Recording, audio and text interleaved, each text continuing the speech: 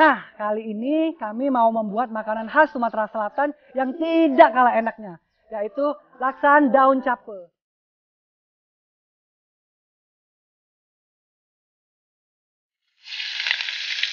Bekasam merupakan makanan yang terbuat dari fermentasi ikan. Ikan yang diolah jadi bekasam, biasanya ikan-ikan yang hidup di sungai.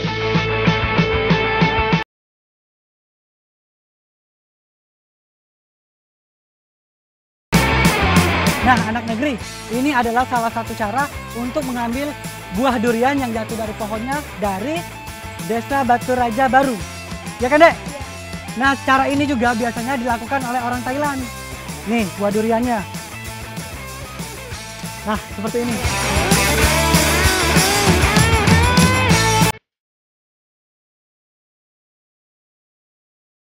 Nah, biasanya kalau di Jawa itu berengkes atau pepes itu dikukus. Berbeda halnya dengan di Sumatera Selatan, karena di Sumatera Selatan itu dibakar agar mendapatkan cita rasa yang berbeda dan aroma yang khas.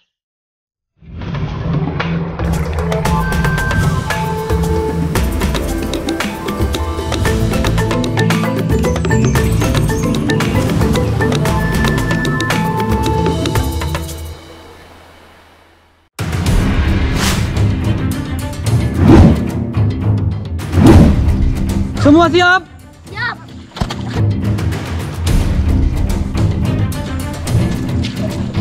Berangkat!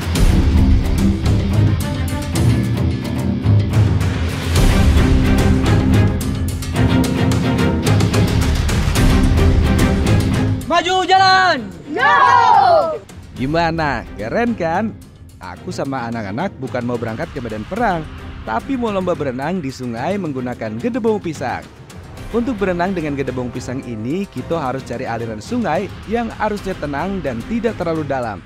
Tapi tetap keselamatan yang utama ya. Jadi kita cari yang aman dan tidak membahayakan. Berbekal rakit bambu yang sederhana ini, kita mengikuti arus sungai sambil ditemani hamparan kebun sawit yang ada di pinggir sungai. Wah, kayaknya kita sudah nemu nih arus yang tenang. Langsung saja kita terjun. Ayo adik-adik.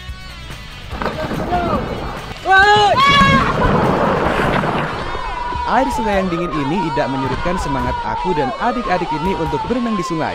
Ternyata berenang di sungai itu seruan. Airnya juga jernih, jadi makin betah berenang di sini. Gedebong pisang ini kita gunakan sebagai pelampung, jadi aman ya, tidak ada yang tenggelam. Asalkan tetap berpegangan dengan gedebong pisangnya masing-masing. Aku udah mau kalah. Ayo maju terus, sebentar lagi sampai. Yeay, akhirnya aku yang pertama ke garis finish. Menang! Adik-adik, udah dulu ya. Kita mau cari ikan. Yuk, sana yuk! Yo!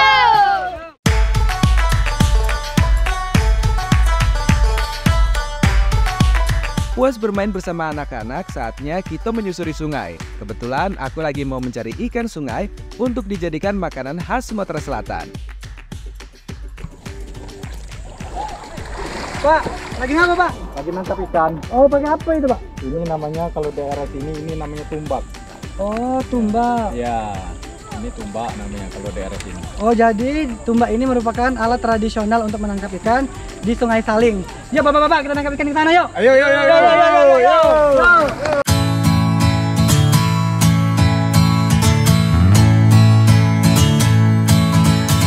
Berbekal kacamata renang berbentuk oval ini, kita mulai mencari ikan di sungai.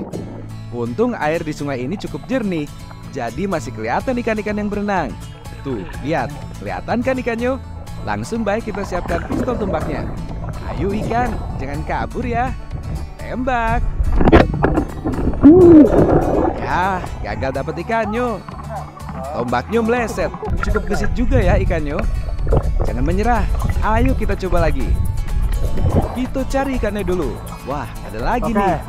Oke, konsentrasi. Bidik dengan tepat, pelan-pelan. Oke, ini dia saatnya. Langsung tembak. Yeay, akhirnya perjuanganku berbuah manis. Nah, teman-teman, ternyata menangkap ikan dengan tumbak itu tidaklah mudah. Kita harus memiliki konsentrasi yang penuh terhadap ikan. Baik itu pergerakan ikan mau ke arah mana, kita harus ikuti. Ya, Pak, kita tangkap lagi, Pak. Yo. Yuk.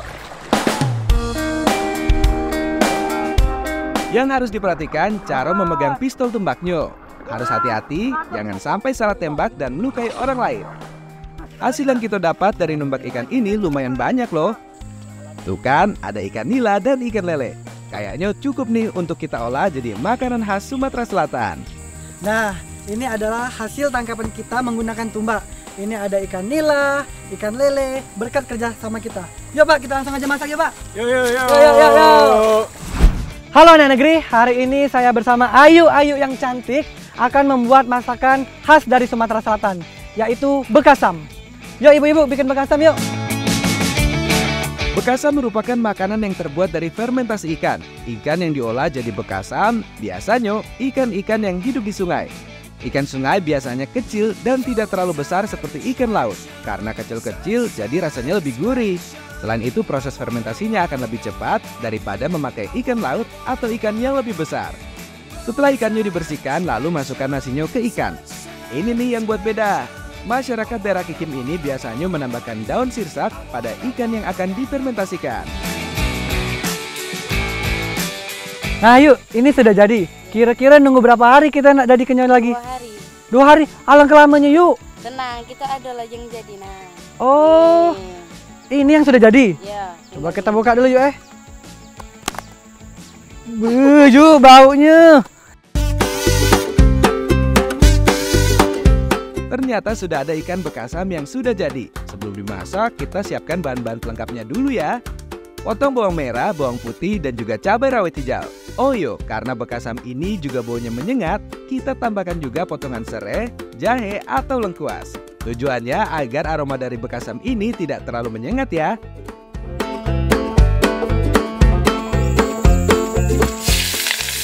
Kalau sudah, tumis semua bahan-bahan yang sudah dipotong tadi. Selanjutnya masukkan ikan nila fermentasinya. Karena sudah difermentasi, membuat daging ikan nilanya menjadi lebih empuk dan mudah hancur. Jadi tidak heran, ketika ditumis, daging ikannya jadi hancur seperti ini. Tambahkan air secukupnya, aduk hingga kuahnya semakin kental. Nah, kalau aromanya sudah menyengat seperti ini, itu artinya sudah matang ya. Terakhir, kita taruh di wadah. Ini dia, ikan bekasamnya sudah jadi. Gimana? Sekilas mirip seperti bubur ikan ya? Walaupun bentuknya seperti ini, tapi rasanya juara. Makan di pinggir sungai gini memang syahdu, apalagi makannya sama banyak orang ini. Jadi berasa piknik kan? Bekasam ini rasanya unik, ada asam, asin, dan juga gurih. Semuanya tercampur menjadi satu. Paling pas deh kalau makan ikan bekasam dengan ikan hangat. Rasanya mirip seperti ikan asin, namun ada rasa asamnya sedikit. Karena difermentasikan, dagingnya juga jadi empuk dan durinya juga jadi lebih lunak. Bekasam ini tidak hanya ada di daerah Lubuk Layang Ilir, tapi di daerah lain di Sumatera Selatan ada olahan ikan fermentasi. Kalau masyarakat di daerah Kikim ini biasanya makan ikan bekasam ketika pulang dari tambak, sungai, maupun sesudah berkebun. Dan sering juga dijadikan bekal untuk makan siang. Halo kanca-kanca, tadi kita sudah membuat makanan khas Sumatera Selatan yaitu bekasam. Nah, kali ini kami mau membuat makanan khas Sumatera Selatan yang tidak kalah enaknya, yaitu laksan daun cape. Yuk ibu-ibu, kita bikin ibu-ibu. Masih olahan ikan nih, kali ini kita mau bikin laksan daun capeu. Ikan yang dipakai masih tetap ikan nila ya. Ikan nila yang sudah dibersihkan, kita potong dan ambil daging ikannya baik. Setelah dipotong, lalu kita cincang daging ikan nilanya. Setelah semuanya tercampur, baru kita masukkan daging ikan yang sudah dicincang tadi. Tambahkan pula bawang putih yang sudah dihaluskan. Sebelum diaduk, jangan lupa tambahkan air panas secukupnya.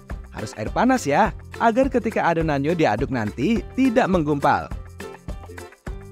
Ini nih yang bikin beda laksan daerah Kikim dengan laksan daerah lain. Ada tambahan daun capeu. Bu, ngapa lengketnya yang Riki ini, Bu? Pakai terigu tuh makanya dia melekat di tangan. Oh, pakai ini, Bu. Jadi melekat. Nah, kanca-kanca, kalian tahu nggak perbedaan pempek dan laksan? Kalau pempek itu terdapat pada isiannya ada telur, sedangkan laksan itu tidak ada. Dan bentuknya juga berbeda kan, Bu? Ya.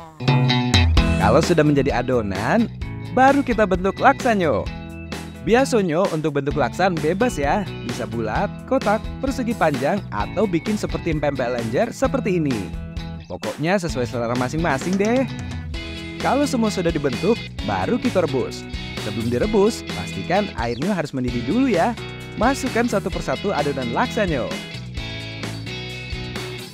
Masak sampai matang. Apabila laksanya sudah muncul ke permukaan, tandanya laksanya sudah matang dan siap untuk diangkat.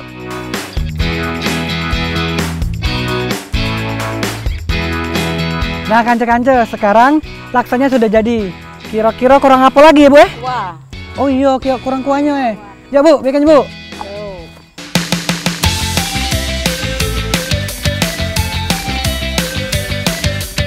Untuk bumbu dasarnya kita haluskan bawang putih, kunyit, cabai merah, dan terakhir lengkuas. Ulek sampai halus ya. Kuah laksan ini hampir sama dengan kuah gulai, jadi perlu namanya santan kelapa. Santan yang sudah diparut, lalu diambil santannya. Kita tumis bumbu yang sudah dihaluskan tadi. Setelah aromanya keluar, baru kita tambahkan santan kelapa. Aduk terus hingga kuahnya berubah menjadi kemerahan. Kalau sudah, tinggal kita campurkan kuah ke adonan laksan yang sudah dipotong. Sudah jadi nih, laksan daun cabe unyu. Wah, gimana? Menggugah selera banget ya. Sekilas laksan ini mirip dengan lontong sayur. Kuah gulai ini yang membuat laksanyo memiliki cita rasa yang khas. Adonan laksanyo mirip dengan pempek lenjer. Bedanya kalau laksan agak lebih lengket dan juga kenyal. Racikan bumbu dan rempah-rempahnya menjadikan laksan ini makin spesial dan sangat nikmat untuk disantap. Nah kance-kance, kami sudah membuat laksanyo. Nah, perbedaan antara laksan dan pempek itu terdapat pada kuahnya. Kalau pempek itu pakai kuah cuko, sedangkan laksan itu pakai kuah kuning yang rasanya lebih dominan ke gurih. Ya kan ibu-ibu? Cak mana rasanya ini Bu? Lemak nian. Selain enak, laksan daun capeu pun menyehatkan loh. Soalnya ada campuran daun capeu. Daun capeu sendiri memiliki senyawa flavonoid dan sesquiterpen yang dapat meredakan demam pada tubuh.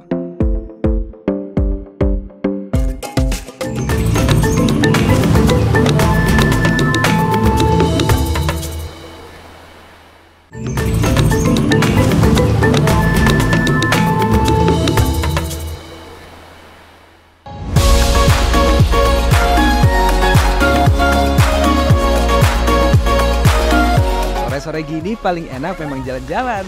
Kali ini aku sama Tika lagi keliling kampung menggunakan gerobak dorong. Kita mau keliling kampung buat mencari pohon duren yang sudah siap panen. Kebetulan desa Batu Raja Baru ini banyak pohon duren. Semoga saja ya ada yang sedang berbuah.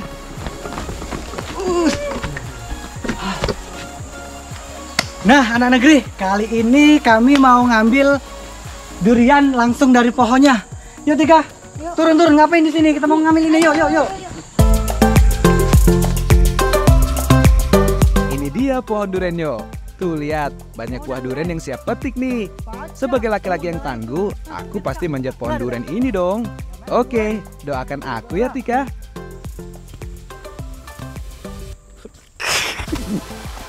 Aduh Dek, maaflah Dek. Waduh, maaf ya Tika.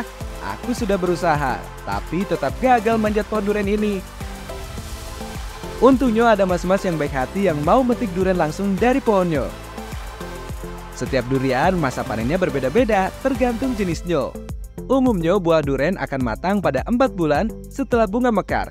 Biasanya ciri-ciri durian yang matang itu dilihat dari warna durian yang cerah.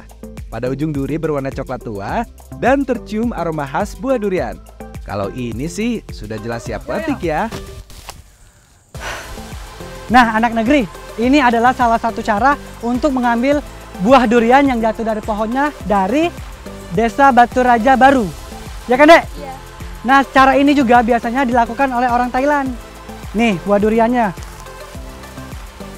Nah seperti ini. Untuk memanen buah durian banyak caranya. Kalau di daerah Batu Raja biasanya dibagi 2 tim. Ada yang di atas pohon untuk memetik buah durian dan ada yang di bawah untuk mengambil durian yang dilempar dari atas.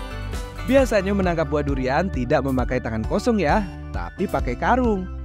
Ayo mas, lempar lagi duriannya. Belum cukup nih, lempar lagi dong dari atas.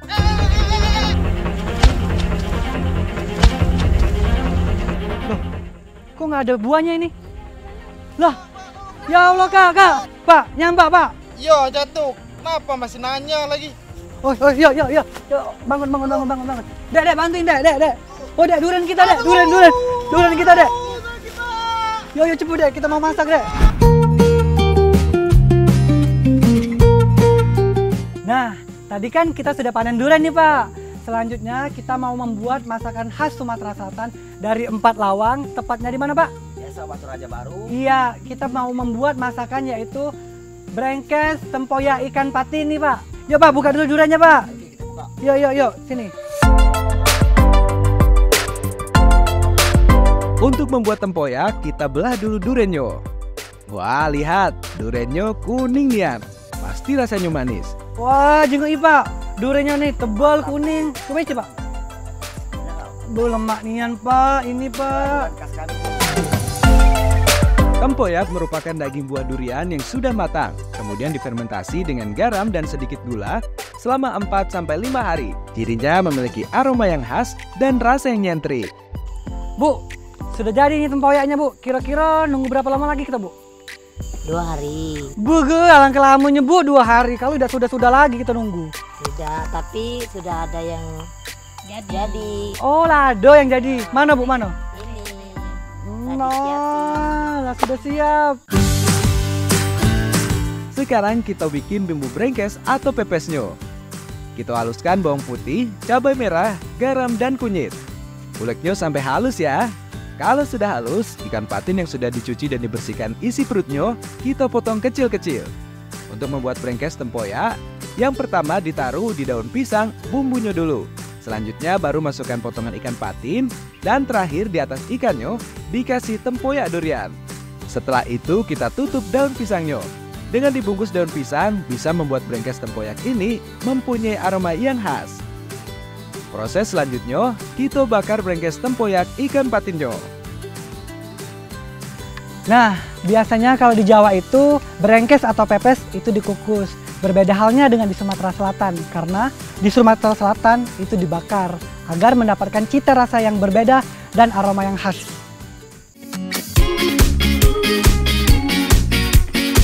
Ini yang menjadi keunikan brengkes tempoyak ikan patin di daerah Batu Raja. Bukannya dikukus, tapi dibakar. Sebenarnya bisa saja dikukus, tapi warga daerah sini terbiasa membakar atau memanggang brengkes tempoyaknya. Dengan alat dari bambu ini, kita capit brengkes tempoyaknya agar tidak jatuh. Setelah itu, dibakar sampai matang. Nah, biasanya di daerah Sumatera Selatan itu kalau untuk memanggang ikan pepes kami menggunakan sepitan. Ya kan Bu? Nah sudah Bu, ayo kita makan Bu. Daging ikan patin yang lembut dipadu dengan tempoyak dan rempah-rempah, pastinya juara banget deh. Brengkes ini tidak cuma dibuat dari ikan patin, tapi bisa juga ikan sungai lainnya seperti ikan lais, ikan baung, maupun ikan nila. Brengkes tempoyak ikan patin ini memiliki rasa yang asam, gurih, dan manis. Jadi rasanya ini lengkap ya. Dan untuk tekstur ikannya itu lembut banget, nggak usah diraguin lagi. Masyarakat Sumatera Selatan sering mencampurkan makanan dengan tempoyak, biar rasanya lebih unik dan menambah cita rasa. Oh iya, mengonsumsi tempoyak bisa mencegah anemia loh, karena buah durian kaya akan kandungan zat folat dan juga zat besi. Tempoyak juga bisa menghambat penuaan dini, karena mengandung vitamin C yang berperan sebagai antioksidan. Tapi ingat, makan tempoyak jangan terlalu berlebihan ya, karena bisa menyebabkan hipertensi.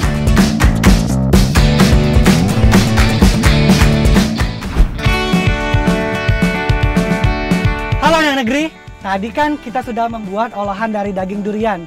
Kali ini kita mau bikin olahan dari bijinya. Kalau di Desa Batu Raja Baru, ikan yang dipanggang jenis ikan kepiak. Ikan kepiak yang sudah bersih, kita capit menggunakan alat bambu seperti ini. Ikan yang sudah dicapit ini, lalu bagian atas bambunya diikat dengan tali bambu. Lanjut kita panggang sampai ikannya matang. Ki, lah masak belum ikan Ki? Dikit lagi Bu. Habis itu rebus biji degian. Oke Bu, siap. Langsung saja kita bersihkan dan rebus dengan air mendidih ya. Biji durian ini supaya cepat matang, saya tambahkan garam kasar. Rebus biji durian sampai tekstur biji duriannya menjadi lebih lunak. Tanda biji durian sudah matang, biasanya biji durian akan muncul ke permukaan seperti ini. Kalau sudah matang, langsung saja kita angkat. Nah, ini bentukan dari biji durian yang sudah dipotong. Rasanya enak. Rasanya itu hampir kayak biji cempedak kalau di Palembang. Kalau biji duriannya sudah matang, langsung kita kupas kulit bijinya dan potong menjadi lebih kecil seperti ini ya. Sekarang saatnya kita membuat bumbu gulainya. Pertama haluskan bawang merah, bawang putih, cabai merah, kunyit, dan juga jahe. Biar makin terasa rempah-rempahnya, tambahkan lagi potongan serai, lengkuas, dan terakhir kemiri. Ulek semuanya sampai halus. Untuk bahan pelengkapnya, kita potong kacang panjang dan labu sayurnya ya. Jangan lupa parut kelapa untuk diambil santannya nanti. Kalau sudah, langsung kita tumis bumbu yang sudah dihaluskan tadi. Setelah aromanya keluar, baru tambahkan terong bulat berwarna hijau dan potongan kacang panjang. Lanjut tambahkan air dan santan kelapa cair. Jangan lupa masukkan bumbu biar gulai biji duriannya makin sedap. Dan ikan kepiat panggangnya. Aduknya jangan terlalu lama ya.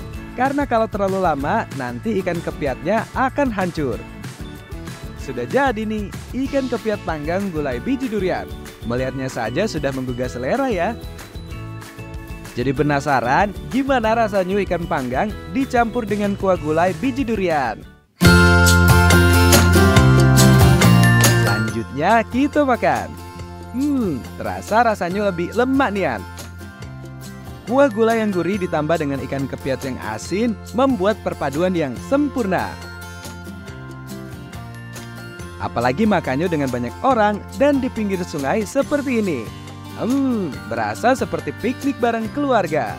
Ayo Pak, Bu, dihabiskan makannya. Nah, jadi ikan kepiat panggang gulai biji durian ini memiliki rasa yang gurih. Terus tuh semua sayurannya tuh menyatu dengan bumbu-bumbu, apalagi ditambah dengan kuah santan yang sangat lezat. Bener kan bapak-bapak, ibu-ibu? Cak mana masakan kita hari ini? Lemak nian. Selain enak, makanan ini juga menyehatkan loh. Pada ikan kepiat atau tengadak ini mengandung asam lemak omega yang cukup tinggi yang dapat melindungi kesehatan jantung. Selain itu, dengan mengonsumsi ikan kepiat dapat menurunkan tekanan darah loh, sehingga dapat mengurangi risiko terkena stroke ataupun serangan jantung.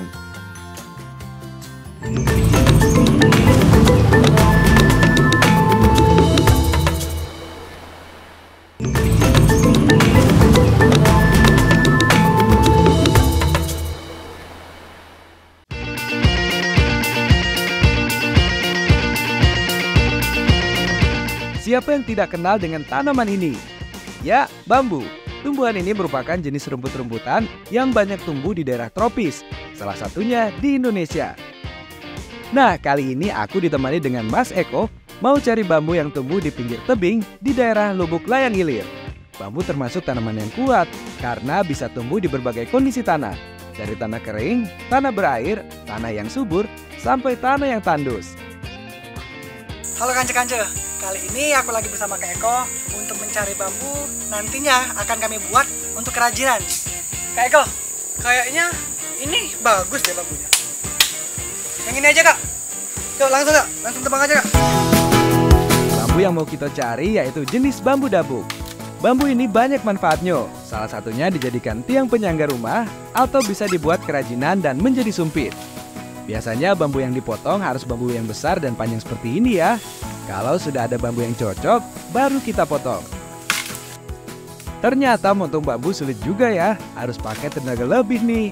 Belum lagi kalau ujung bambunya tersangkut, terpaksa harus tarik sekuat tenaga agar bambunya dapat jatuh ke tanah. Kalau sudah jatuh, baru kita potong bagian ujung bambu. Atau bisa juga langsung dipotong kecil-kecil sesuai kebutuhan. Kalau sudah, tinggal kita bawa deh ke pengrajin bambu.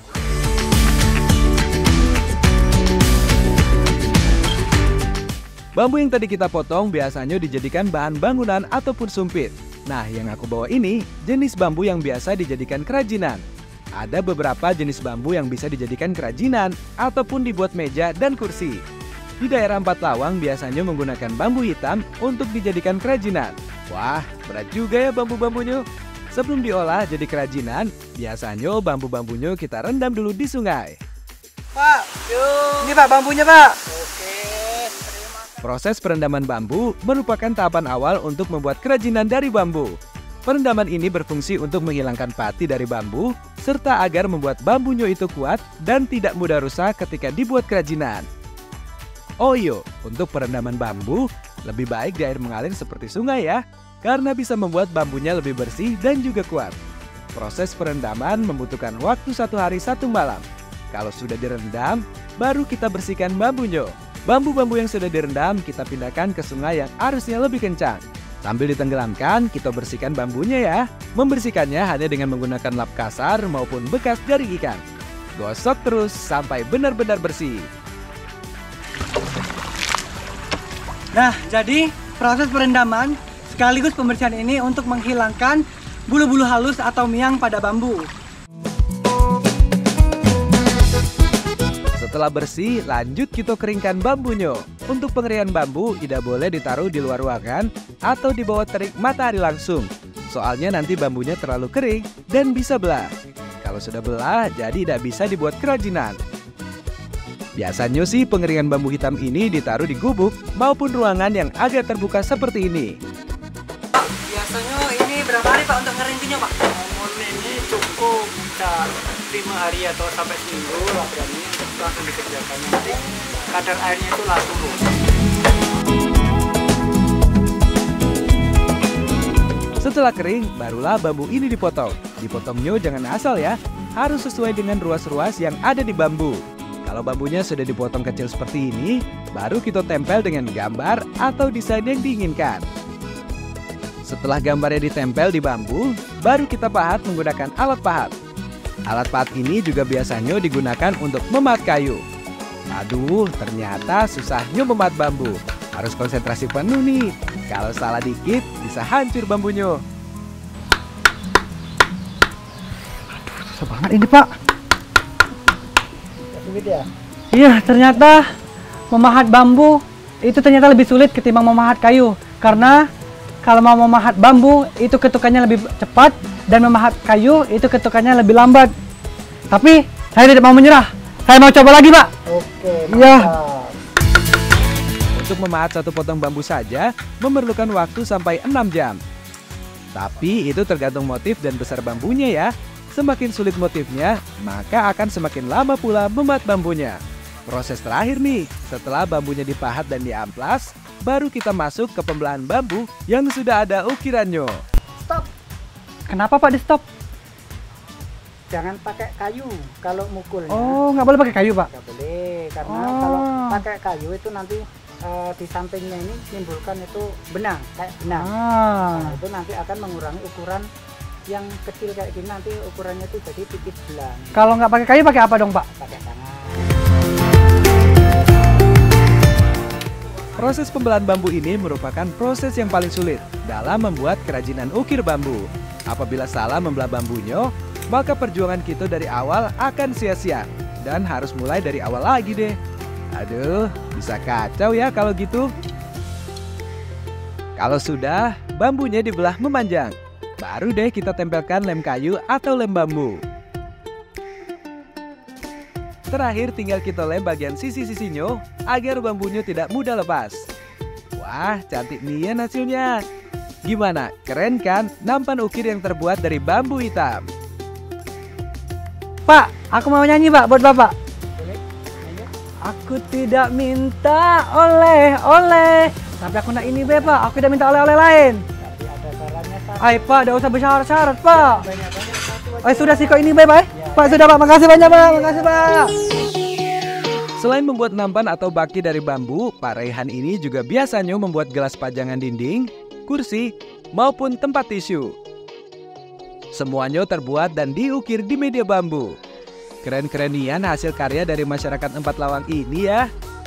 Kerajinan bambu ukir ini juga kuat dan tidak mudah rusak. Karena awet dan keunikannya, Kerajinan ukir bambu dari 4 lawang ini banyak peminatnya dan sudah dikirim ke luar Pulau Sumatera. Wah, mantap. Lanjutkan, Pak.